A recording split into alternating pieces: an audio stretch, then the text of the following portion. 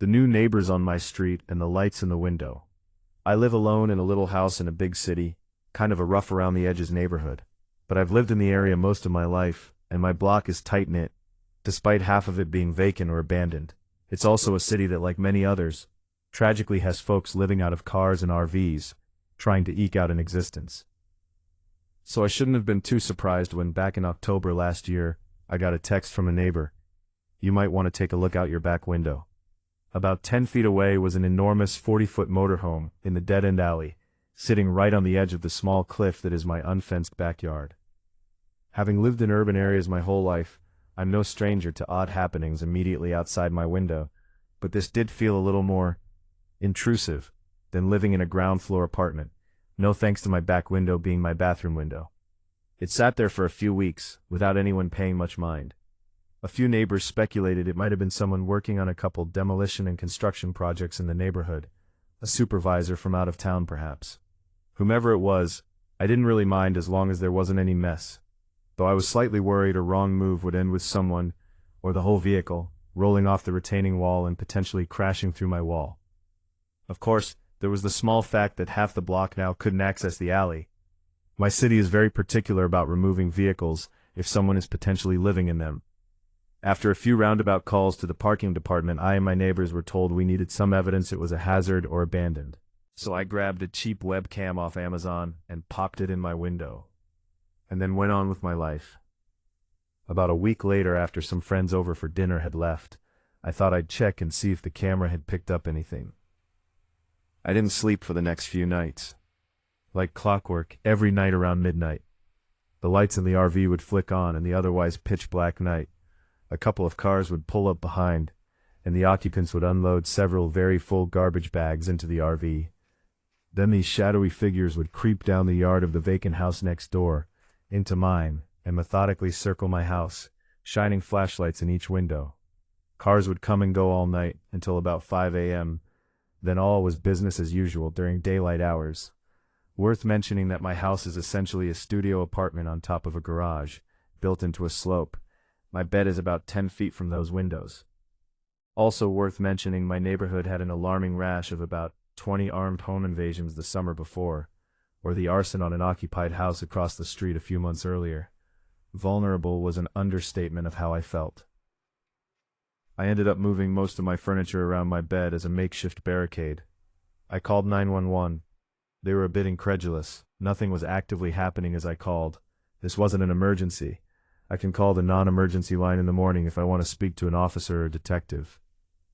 The next morning I felt it was prudent to bring in any yard tools that would make a tempting window breaker, and double-check the back porch and security flood had working bulbs. And just my luck, I managed to completely break both fixtures in the process. Almost immediately as I walked out my back door, the RV's door swung open, and a man and woman stepped out. They were dressed in t-shirts and shorts despite the 39-degree weather, and looked a bit like zombies. I waved. They didn't. I quickly retreated back inside to keep an eye remotely, but not before noticing something even more startling. The RV had about 6 security cameras mounted on it, 3 of which were trained on my back door. I was watching them. They were watching me. After a day or two more of this, I had become fully nocturnal, leaving all the lights blazing all night, and I started to feel like I was losing my mind. This was both mostly benign and deeply unsettling. Texting friends and family in hopes of reassurance, well, didn't do much. They're probably just trying to find a quiet place away from the encampments. Maybe they work a night shift. If you were living on the streets, wouldn't you want a security camera? You have one on your house. Okay, maybe I was being paranoid. My neighbors were mostly preoccupied with the alley being blocked and subsequent missed deliveries. And it's not like the city was going to do much anyway. The cars kept coming and going all night. The people with flashlights stayed just outside the edge of my yard, but I'd catch the occasional flash through the window. After being reluctant to leave the house and my cat alone, I had to leave for an in-person work meeting. While I was gone, my camera pinged me about activity. The RV folks had set up stakes around my property and were wrapping yellow caution tape around my yard, across the alley, and set up a barricade of traffic cones around their vehicle. This was just getting weird. By this point, a few of us on the block started a group text to keep tabs on things. One neighbor a few houses down caught the female half of this duo in her backyard with a chainsaw, limbing their oak tree in broad daylight. They confronted her, and she gave the same treatment as me, a mute, thousand-yard stare. That neighbor called it in, and I watched a few officers poke around for a minute, clearly puzzled by the barricades and tape. I thought there might be some imminent resolution. They then booked it back to their squad and took off with lights and sirens. There was a shooting a few blocks over. I assume they got called to. Another night goes by, punctuated by the RV's alarm going off every couple hours, and the engine revving menacingly, though nothing out of the ordinary, at least this ordinary. I take my mid-morning nap I've become accustomed to over the past week, only to be woken by loud, angry yelling. I pull up the camera feed. Out back is another neighbor, the goofy dad-cum ex-naval officer, venting his frustrations to a police officer, who's banging the RV door with a baton demanding the occupants come out. There's a brand new sports car parked behind, one that I barely made out on my cheap camera's night vision. I carefully left out the front so as not to be conspicuous, and circled up the mouth of the alley to speak with the officer, and explain my story in a near stream of consciousness ramble. Did you see the leave? Nope, I played back the camera. The sports car showed up around 5:30 a.m., and nobody had left since. He said the car was too new to have a current registration, and the RV was registered to a deceased person 4 counties away. Suspicious, but nothing outright criminal, but he'd ticket them with a 24-hour tow notice. As he was typing up the ticket, the sports car came barreling down the alley in reverse, nearly plowing into the cruiser, and I was told very sternly to leave immediately. I ran home and pulled up a police scanner feed to try and glean some information. They were calling for a gang officer, a domestic violence unit, vice squad, CSI, so my gut feeling wasn't too far off the mark. Later that night, the officer called me asking to send the entirety of my footage. I asked if there was anything he could divulge about what happened. I can't tell you much, but this was a bad dude, and he's going away. We towed the car as evidence, but we'll have to wait until morning to get a big enough truck to move the RV. To say I slept well that night was an understatement, but that calm was shattered quite literally early the next morning, as I heard glass breaking outside. 3 masked men were breaking into the RV with crowbars. One was up on a ladder sawing through the roof with an angle grinder. I frantically called 911, struggling to explain the context of what was going on. Once again met with a verbal eye roll from the call taker. Is it your RV? No? Sir, you can't report a stolen vehicle that isn't yours. I hung up and tried again, hoping to get someone else on the other end. We have a wrecker dispatched to that location. Are you sure these aren't the tow operators? Sure enough, just as these guys managed to get the RV started, the tow truck was coming around the corner. They booked it so fast it ripped up the gravel, and it's a miracle it didn't end up through someone's wall. Well, whatever the absolute fucking hell happened is seemingly over. Seemingly. Again, seemingly, I suppose this is an epilogue of sorts, and by far the most unsettling part of this story. I quickly upgraded my chintzy camera to a couple commercial-grade ones, with smart object detection, synchronized floodlights, and automatic sirens, hoping I'd rest easy. No, it was going off all the time, at least once or twice a week for over a month. The cameras caught creeps skulking around my backyard and windows with flashlights. Plenty of other times cars idling, with the lights off in the alley, for unsettlingly long periods. The one I can't shake was the guy at 3 a.m., slowly making his way up the alley in a low crouch, taking a long pause directly behind my house, and then booking it towards my door full steam. Or the guy that managed to get past the camera, and I came face to face with, his ugly mug pressed up against my kitchen window at midnight. At least the alarms did their job. Every one of these guys took off once lit up like a stadium with sirens blaring. For some comic relief, that last guy tried to hop a retaining wall and face-planted on the other side. Of course, again, friends and family had some not-so-reassuring platitudes. Maybe it was someone looking for a lost dog, or someone got lost in the alley, or maybe this just always happened before I had lights and cameras. And shaking what little faith I had in law enforcement, the cops, if they showed up at all, were at least an hour late. But here's the kicker. I filed a public request for the arrest and case report and got it back months later. Turns out my neighbor in the RV had kidnapped his ex-girlfriend and was likely trafficking her. She'd in fact called 911 but didn't know the neighborhood, and the cops were looking for them in a different part of town. He had a lengthy rap sheet for felony burglary, fraud, and firearms charges. An acquaintance of his was interviewed by detectives and said the RV was packed to the gills with guns and improvised weapons. And this guy told this witness that he would come back and kill whoever sent him back to jail. And right at the bottom, in all caps, was my name and address, but phone number redacted, listed as reporting party, complainant. The cops searched the sports car and found nothing of note. The RV, as you recall, was apparently stolen before they could even get a valid warrant.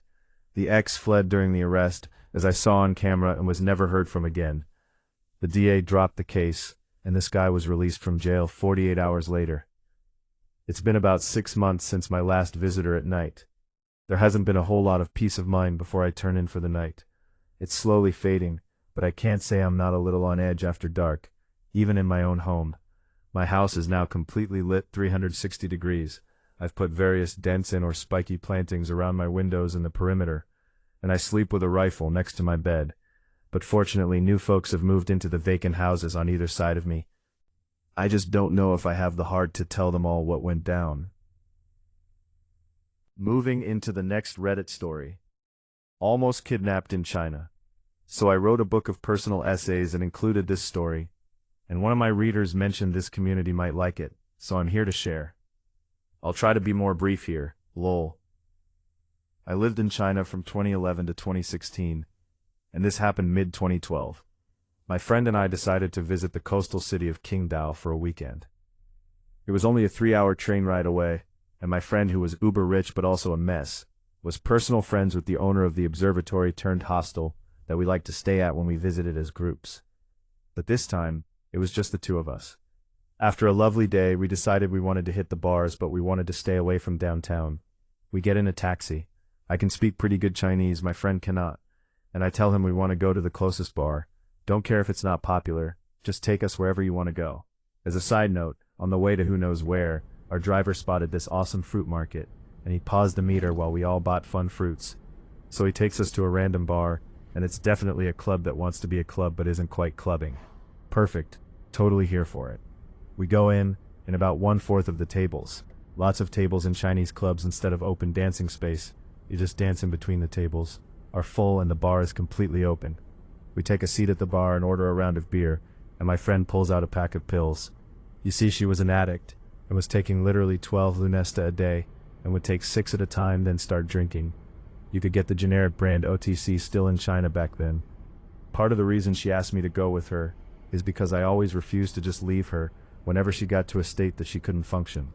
And well, she was paying for the whole trip, and I was both eager to please and eager to party. Well, I was a dumb 20-year-old and decided that I, too, wanted to know what it was like to get high on Lunesta, and asked for a pill. She refused at first, saying I couldn't handle it, but I kept pestering, and she gave me half a pill. Down the hatch it went. Suddenly, cut from black, the club is now booming, and there's this big guy in my face talking to me like we're in the middle of a conversation, and the bartender slides us over 2 shot glasses, and guy gestures to cheers, so I cheers and drink. Tequila, fade to black. Cut from black again, and now there's nobody in the club except for me, big guy, the staff, and a couple of other stragglers. I'm pretty lucid now. Big guy says he doesn't know where my friend is, but he knows how to get me back to the observatory and says he can give me a ride. I accept and get in the front of his van, and we're driving and driving and driving, way longer than what our taxi driver took. So I said as much, and he just casually says, "Oh no, we're going back to my place. I've got some friends there who really want to meet you." My brain went, "Phoo," and I immediately started trying to quietly find a way to escape. Noted the door was unlocked. Good. But we were driving too fast for me to jump out. And it's not like people would see something bad happen and step in to help. That just doesn't happen there. So I'm taking stock of everything I have on me, and it all comes together. I feel my cigarettes. I see a 24-hour convenience store at the upcoming intersection. The light is yellow. The light turned red. As soon as we were slowed enough, I screamed, "I have to buy cigarettes," flung the door open, and ran into the Unimart. I begged the cashiers to please call the police because there's a bad guy after me. Please, please help. but they refuse and start yelling at me to get out of the store. Then big guy walks in, sees me, and starts speed walking towards me. I scream for them to call the police again, and they're yelling to get out, get out. So now I'm running through the store while big guy is chasing me, and I'm knocking over displays in between us and everything, and suddenly the police come in. I sprint over to them and get behind them, and point to big guy and say, "He's trying to take me. He's trying to take me." The police were confused AF at first, but big guy had no explanation, so they put us in separate police cars and took us both to the station. That sat me in the detective's cubicle, while they took big guy into a room in the back. The detective asked me my side of the story, who I was, why I was in Qingdao, why I was in China, needed to see my passport, etc. I asked if I could go outside and have a cigarette, and he said no. He left, and I wait, and wait, and wait. Phone is dead, cash is gone. Still had my SLR camera though. A couple of hours go by, and eventually the detective comes out and tells me I can go. I asked what about big guy. He said that big guy gave them a fake ID, and that they found out he's actually from Hong Kong. He refuses to say why he's in Qingdao when he's supposed to be in another city, refuses to say where he's currently staying, so they're holding him for more questioning. I told the police that my phone was dead, and I didn't have any money for a taxi, but they told me, oh well, lol. But I eventually was able to find a taxi driver that sympathized with my story and traded me a ride to the hostel for a cigarette. I get to our room, and it's locked, but I didn't have a key. My friend had the only one. It took literally 10 minutes of banging on the door for my friend to wake up, unlock the door, then go back to bed. Honestly, I was just glad she was safe. So to both Big Guy and Lunesta, let's not meet. Moving into the next Reddit story. Bald Guy, let's not meet again, please. A few years ago, I was a university student renting a house with 3 friends on a quiet street in what's considered one of the safer, more privileged cities in the UK. I'd never heard of anything strange happening in the area. To help pay for tuition and rent, which was expensive, I worked late evening shifts at an ASDA which closed at midnight. My shift usually ended around 12:30 or 1 a.m., so I'd often cycle home at weird hours, but nothing ever happened. My housemates, who I met through uni, were a year ahead of me, graduated and already busy with work. By the time I'd get home, they'd usually be asleep, so the house was quiet when I got back. One winter night, after a long shift, I was cycling home in the freezing cold. I was exhausted and moving slowly, which probably made me pretty quiet on the road. As I turned into the street where our house was, we lived at the far end, I noticed someone standing directly in front of our door. It wasn't one of my housemates. This guy was bald, and none of the people I lived with were. He was just standing there, just still, facing the door, not knocking, not moving, not talking, just staring straight ahead. Our door did not have anything. No glass, no peephole, nothing. I slowed down and instinctively turned around before he could notice me. Something about it felt off. I circled a few nearby streets, trying to think of what to do. I was too scared to go back, so I started calling my housemates, but no answer. Texted a few friends too, hoping someone might still be awake, but nothing. I could see my breath in the cold, and my fingers were freezing around the handle of the bike. I kept cycling in better lit areas, where there were still the occasional cars driving by. Being near movement felt safer. Eventually I calmed down a bit, but I was drained. I'd worked 12 hours. It was nearly 3 a.m., my phone battery was low, and I just wanted to go home.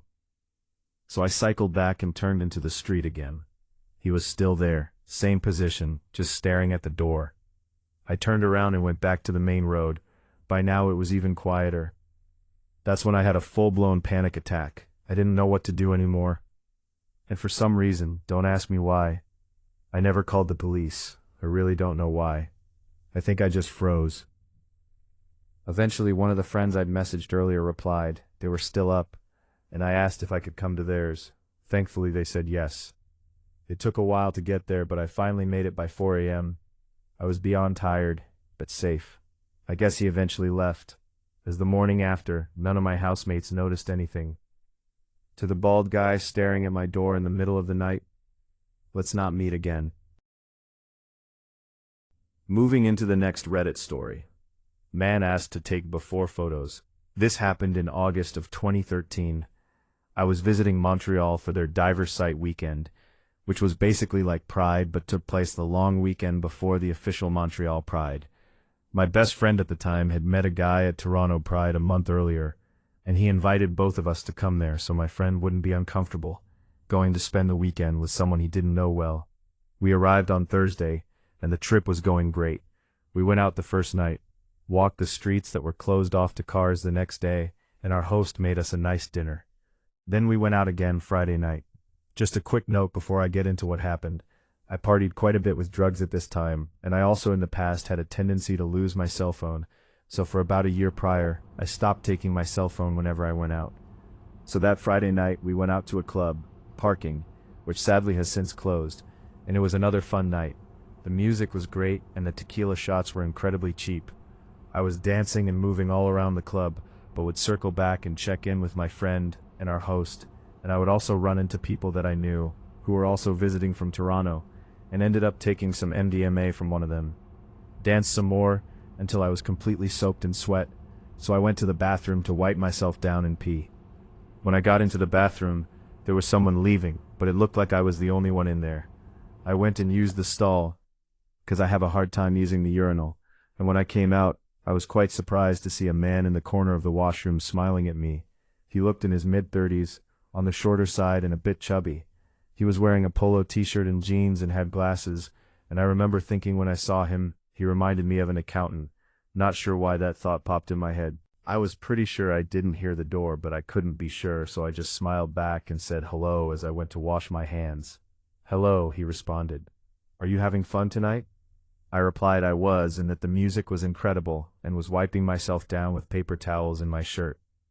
"Do you want to do some coke with me?" he asked. Now this was not the first time I had been offered coke in a bathroom at a nightclub, and had done this in the past, and ended up having some good experiences and met some interesting people. So I was already high and drunk, and not thinking much of it, I said, "Sure, I would love to, thanks. I just live right near here. It's at my place if you don't mind coming over. We can do some lines and have a drink, then walk back to the club," he replied. Now obviously looking back I realize how very dumb my following actions were, and I can't imagine myself being so stupid and careless now, but without thinking about it, I agreed and I left with him. The club allowed you to re-enter if you had a wristband. We chatted on the walk over to his place. He asked me where I was from because I didn't seem like I was from Montreal, and what parties I had gone to, and how old I was and my name. I asked his name, but he instead responded that we had arrived. The whole walk felt like 5 minutes, but I honestly hadn't been paying much attention to where we were walking. His apartment was in this building that had 3 floors, and his unit was on the 2nd floor, and you had to climb this long, narrow metal staircase, and his door seemed to be in the middle of 2 other apartments on either side. He unlocked the door and let me in first, flicked on the lights, and told me to make myself comfortable. I was walking and noticed he had carpet, so I turned around to ask him if I should take my shoes off, when I noticed that he was locking the door from the inside with a key above the regular lock, and in that moment, I was overwhelmed with a feeling of dread, like I had never felt before. The danger I had possibly put myself in another city, no phone, nobody knows where I am, and now seeing this person locking their door from inside with a key. I just thought to myself, I'll pretend I didn't see that. I won't take off my shoes and politely hang out for a few minutes, then ask to head back. I also thought I could be having an extreme overreaction to what I saw because I was high, but as I looked around, everything inside of me was just screaming, "You need to get out of here." I went and sat on the arm of the couch. He said I should take off my shoes and relax. I was getting a better look at him now, in the lights of his apartment. He still looked plain and unassuming, but his eyes looked shifty, and he pulled down both of the shades on the windows that were on each side of the door. I told him that I was okay, and I was eager to get back to dancing, so he said he would make us drinks, then we could go back. The apartment looked much bigger inside than it did from the street. It was an open layout with the living room beside the kitchen, and then a hallway in the middle with closed doors painted black, and I could hear music coming from one of the doors. I asked him if someone else was there as he came from the kitchen with a glass, and he replied no. As he handed me my glass, he looked me up and down. I wasn't wearing a shirt. He said with this increasingly creepy smile spreading across his face, "You have a very beautiful body, especially your chest. Would you mind if I took some before photos before we went back. Every alarm bell is going off in my head now, and all I can think about is Jeffrey Dahmer and all his Polaroids, and what am I gonna do, because that was such a creepy thing to say, and all I can manage is a polite laugh as I take the drink and say sure. Excellent, he says. He then tells me to take off my shoes, and he is going to get the Coke and his camera and to finish my drink. He walked down the hall, takes out his keys, and unlocks the second door, and opens the door enough to slip in, and closes it behind him. The second that door was closed, I jumped up, ran over to the sink and dumped my drink, put my shirt on, it had been tied around the belt loop of my shorts, and ran to the front door. I was able to turn and unlock the regular lock, but the door would not budge. I kept turning and pulling, but nothing. Then I heard from behind me, "What are you doing?" I turned around, and he was standing at the base of the hallway with one of those professional cameras slung around his neck, and holding a square mirror with a pile of white powder on it. I thanked him for the drink, gesturing to my empty glass, but that it was getting late and I wanted to get back, but we could exchange numbers and maybe meet up tomorrow. His demeanor slightly changed. He was still smiling, but his tone when he next spoke sounded irritated. He asked me if I was nervous about taking the photos, and I should just wait for my drink to relax me, and I said no, that I wanted to go. This exchange of him telling me to stay and me saying no went back and forth for about a minute, when he suddenly glared at me, put down the mirror, pointed at the couch and said, "Sit down now."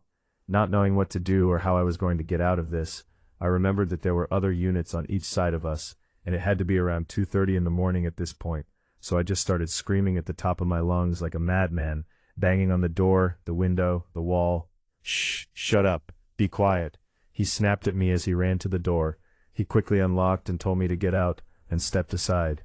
I bolted out that door and down the stairs, skipping the bottom steps, and hopped over the side of the railing. I looked up behind when I landed, and he wasn't there. But I heard a door slam, and took off running down the street. I hadn't paid attention on the walk there, so I didn't know which way to walk. But I knew it was close, and luckily I was able to wave down a passing taxi and take it back to the bar. When I got back to the bar, I found my friend in the same spot dancing. The whole incident must have been less than half an hour. I was too embarrassed about how stupid I had been, and being back in the club, I started to feel bad that I had just freaked out on this nice man, so I didn't say anything, but I stayed by his side until we left shortly after I got back.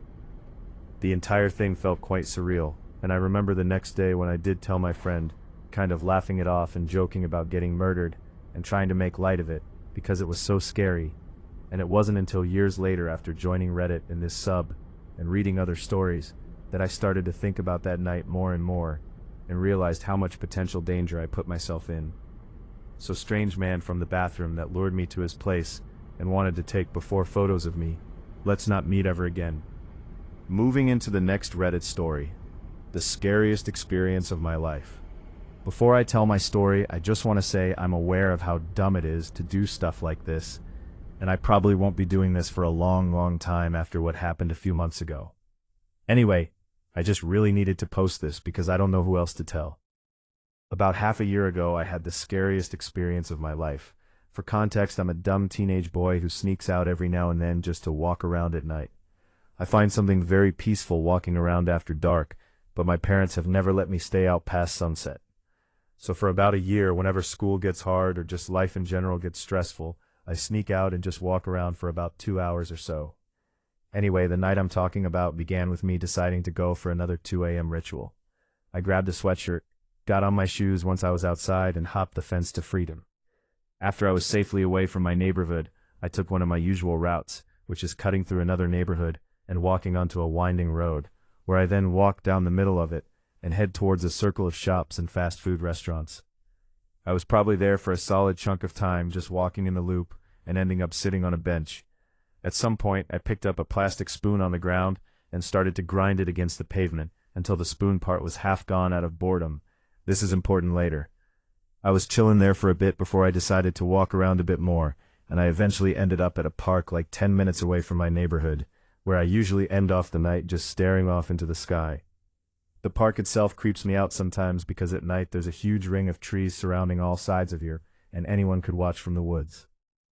Anyway, shit starts to get real here, because I'm staring up into existence, feeling like a philosopher, while I'm laying on one of those table benches, when I hear an old man whistle. I probably shot up because I had never had another human interaction on these walks. And I see this old man dimly illuminated by a streetlight by the only entrance of the park. I had seen him before. He's this tall, skinny white guy that walks around our town all day, and I would honestly think he was homeless if he wasn't wearing the same fancy button-up and cargo pants every day. Me and my mom have talked about him, and we think he's mentally disabled and probably lives with a caretaker. I had an interaction with him once. About a year ago, I was walking home in broad daylight when I passed the man who was at that time sitting on a bench. Dude just looks at me and says, "Jesus loves you," with a weird little smirk on his face. I responded with an awkward, "I know," even though I'm an atheist, and didn't really think much of it. Anyway, back to the park at night, I just stare at him in that empty parking lot, probably way longer than I should have, because he was already creeping me the hell out. I imagine we were staring at each other for a real long time before he slowly starts walking toward me, and at this point I'm frozen in fear because why the fuck is this old white geezer out with me at like 3 a.m. in an empty park? I'm standing up at this point when he gets close to me and just gives me this cheeky grin like he knows something I don't yet, and I'm still just gawking at him like a fucking buffoon. Have you ever scoffed at a book or movie when the main character is frozen in fear? Well, I have. And I never will again because at this point, I'm more frozen than I've ever been in my life. At some point after probably like 10 seconds of awkward standing, he just kind of half pats and half grabs my shoulder and reaches into his pocket to pull out a plastic spoon. The same plastic spoon that I was holding about an hour ago at the shop plaza. He just kinda tucks it in my front sweatshirt pocket, and I guess something just makes my mind snap out of my frozen stance, because I absolutely fucking book it to the public bathroom and lock the door. I'm now in this dimly lit bathroom in the middle of the night, and I'm guessing at this time it was past 3 in the morning. I assumed that maybe he would leave once he saw me in my state of panic, but honestly, I don't think he ever left. I ended up looking closer at the plastic spoon, and it was altered. Have you seen that one viral AI-generated image where it looks completely normal at a glance, but you can't identify a single thing? If not, just search up, "name one thing in this image." Now imagine that, except a word carved onto a plastic spoon, but you can't read it or even identify any of the letters. I think I sat in that locked bathroom for over half an hour just contemplating every single decision I've made in the past year that lead up to the nightmare I was in at that moment. To be clear, I had no phone or any way of contacting someone, because my parents installed Life 360 on my phone, and they can see my location whenever. I also had no watch or access to the outside to tell the time. I ended up gaining the courage to unlock the door and just absolutely rocket myself towards the exit of the park. Before I turned the corner, I looked back for a second and saw a figure sitting on the bench that was right next to the bathroom. This senile old man had waited outside for an hour just to see me one more time. I'm being completely honest when I say I held a full sprint until I got to my neighborhood, where I caught my breath behind a bush and then snuck back in my house. I haven't gone out at night since that experience, and I don't know if I'll ever sneak out again. I still have the spoon buried somewhere in my wardrobe, but I haven't looked at it in months. Sometimes I think about how long he was following me, and if it was an isolated incident, or if he had been stalking me on other late-night trips. I would love to hear your guys' opinion on the matter, unless you're here to lecture me about my actions, because trust me, I've already learned. Anyway, creepy old man that was stalking me that night, let's not meet again. So guys, what did you think? Don't forget to like and subscribe to the channel. See you next time.